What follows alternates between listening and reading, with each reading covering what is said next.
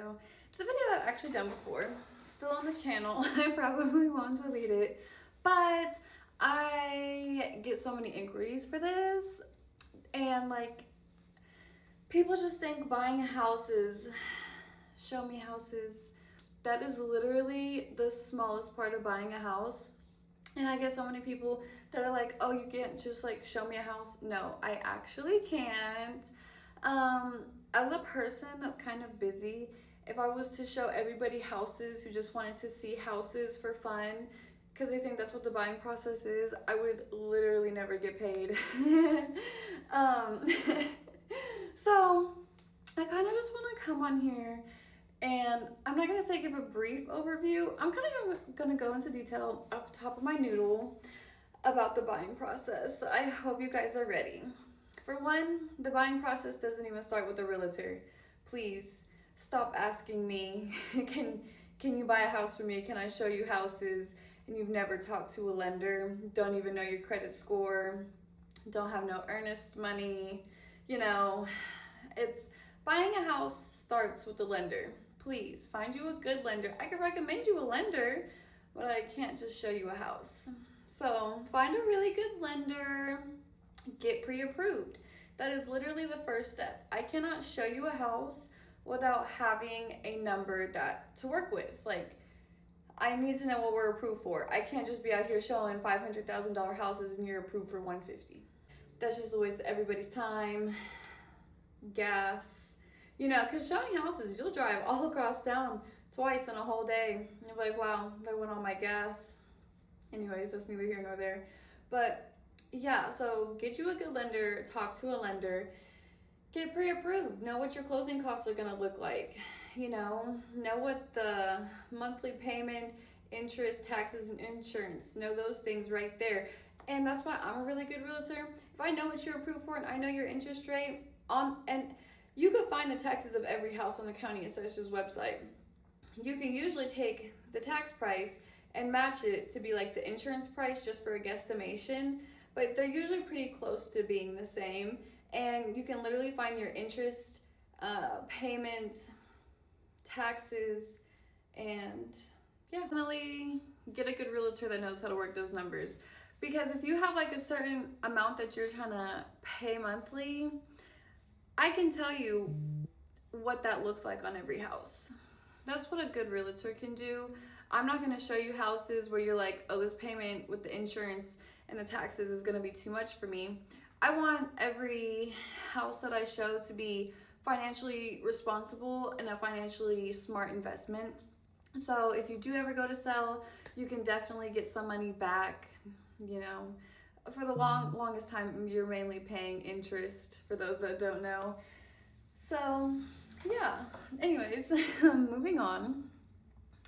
So you found a lender, you're pre-approved, that's beautiful. That is actually the time where you interview realtors. Don't just go with any realtor, interview them, because you are making one of the biggest financial investments of your life that you'll probably ever make. So make sure the person doing their job for you is really doing it, not for the 3%, because you really gotta have love for the game. But after that, that is when you go look for houses.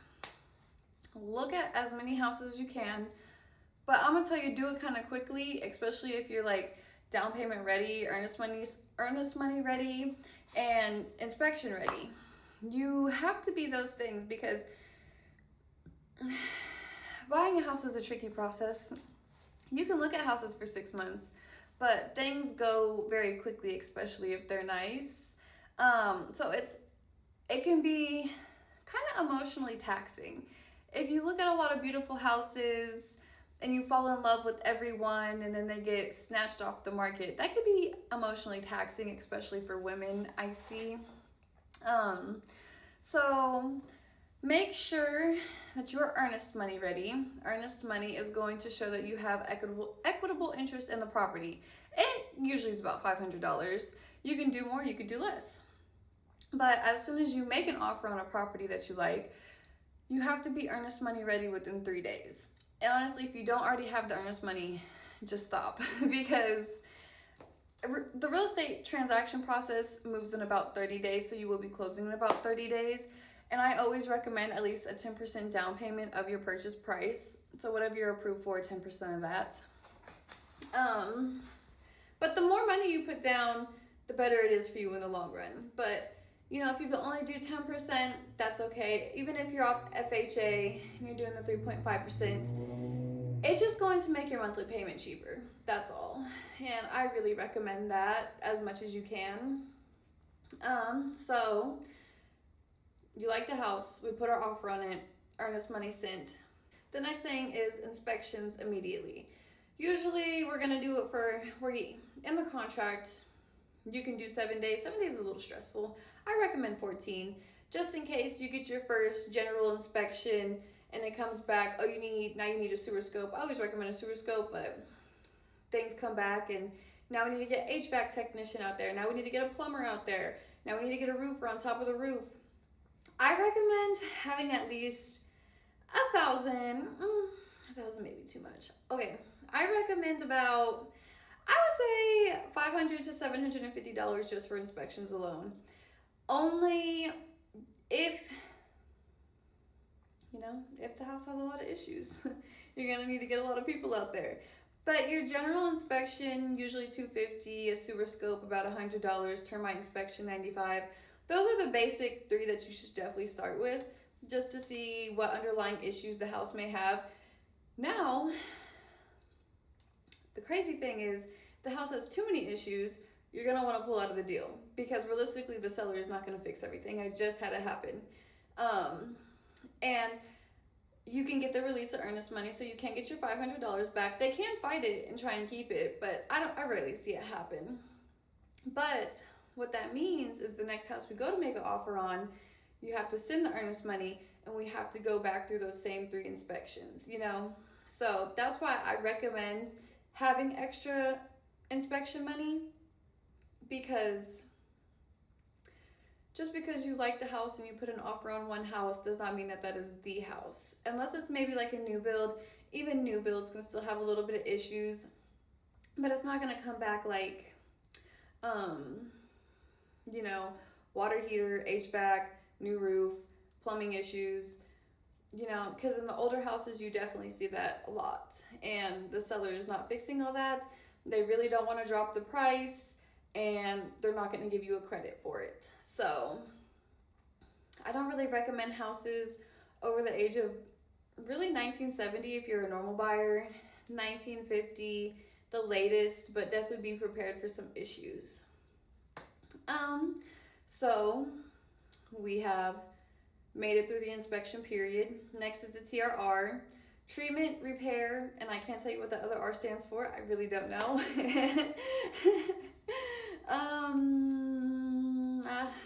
Treatment, repairs,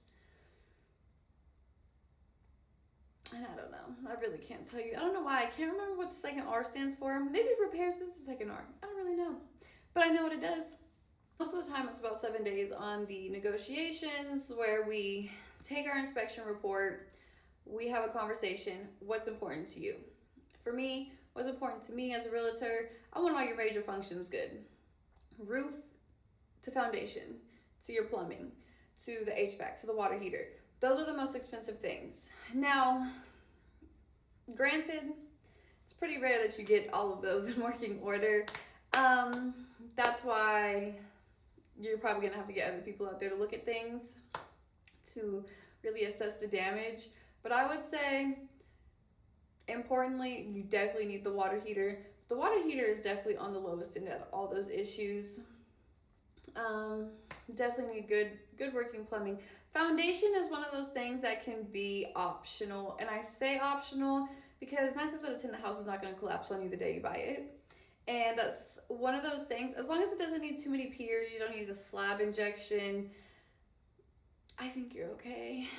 As long as there's not too many interior cracks, all the doors close and are gap between the floor and they're not dragging on the floor.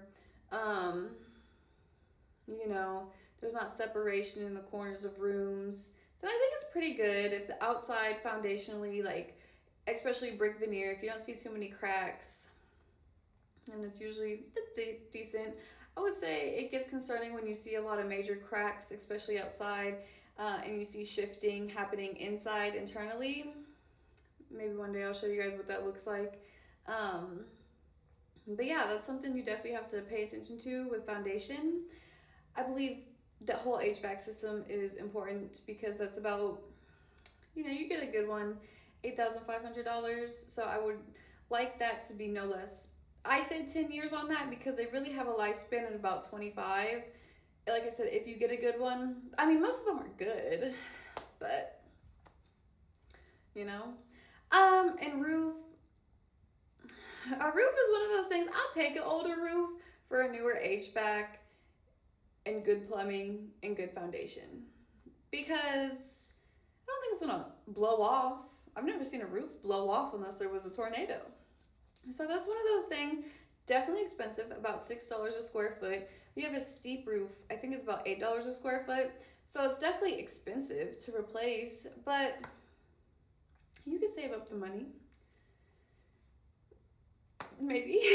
Not in this economy. But yeah, so that's what's important to me as a realtor. And everything outside of that is optional to you. What you like, what you don't like, I'm here to find it. But yeah, I take the major functions very serious. If I'm looking for the house, I want you to move into something that's not going to fall apart tomorrow. So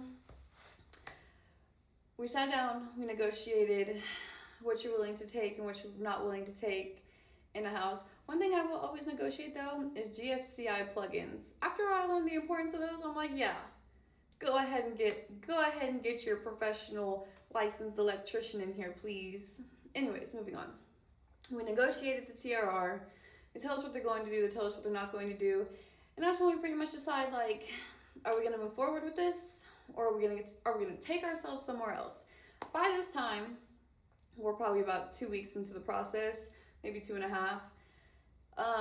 If we accept it, they make the repairs that they say they're going to make, whether it be all, whether it be some, whether it be none, whether they give us a credit.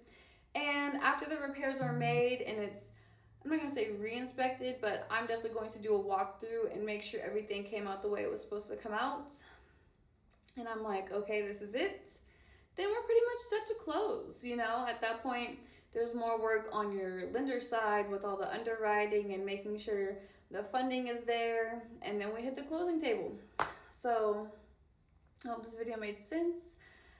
Maybe I'll go in depth on the closing process a little later, but I mean, closing is closing. Make sure you bring your ID. But outside of that, that's why when people say, oh, can you show me houses? Oh, also, another reason you just can't show houses because of also a video on my channel from many moons ago, the NAR settlement, where sellers sued NAR, sellers of homes from previous transactions have sued NAR because of paying buyer commissions. And now most sellers still pay these commissions. We negotiate. As a buying agent, I'm going to negotiate my commission from the seller regardless. And I'll even take a little less at 2.5% and 2% because at the end of the day, I want to make sure you're satisfied in the house. The money's going to come, and 2% of anything is still kind of like a really good deal, believe it or not. So I'll take it.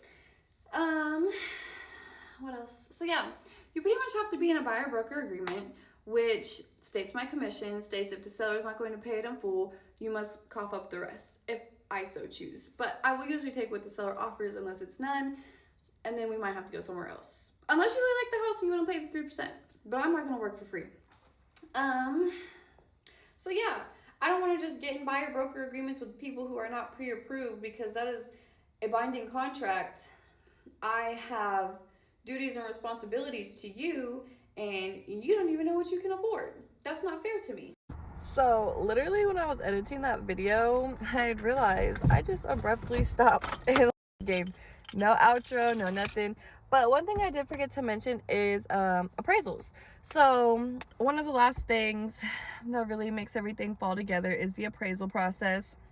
And that's pretty much a lender requirement. So your lender is going to send someone out to the house to pretty much verify the value that you're buying the house for. Now, if that can't go through, they're going to tell you what they believe the house is worth. And if the seller is not willing to drop the price, if it's too far gapped, it will make the deal fall through.